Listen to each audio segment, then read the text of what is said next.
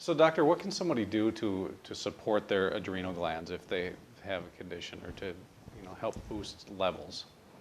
Well, I'm going to rephrase the question a little bit. Ways in which people can help improve their stress response. Because again, the issue is far more than just the adrenal glands. They're just the messenger of the hormone. But it really, the number one thing that needs to happen, our body's stress response systems, for all intents and purposes, were born functional. Depending on the person, sometimes whatever the maternal environment was can affect their stress response, and so they might be born with an abnormal stress response. But for the most part, our stress response systems were designed to help us adapt to maintain balance, and it's when those internal or external balances prevent us from adapting the way that we're supposed to, that other things then begin to occur. So there are always secondary reasons for why someone develops stress hormone abnormalities. And the number one job of the physician is to try to determine those causes. So whether it's a chronic infection, whether it's deficiencies of other hormones or nutrients or toxins in the environment, there's typically always one or more reasons why someone will have abnormal stress response hormones. Insomnia is a huge one, as one example.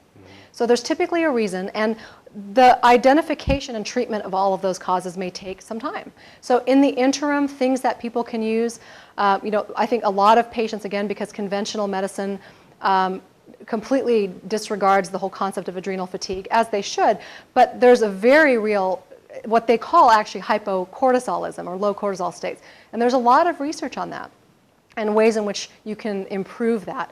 One of the ways is to use what are called plant adaptogens, which are things like ashwagandha, rhodiola, ginseng. There are several others. And those adaptogens basically help your body adapt to stress. And there's different ones and different combinations, and that's where patients really need to work with their physician to figure out which one is the best for them based on their symptoms and their test results. And omega-3 fatty acids, fish oil, help modulate your stress response system. Probiotics help modulate your stress response system. Vitamin D, and the replenishment of other nutrients. So all of those types of things are things that people can do, but ultimately you have to figure out the reasons why the stress hormone production and the axis of the stress response hormones isn't functioning properly.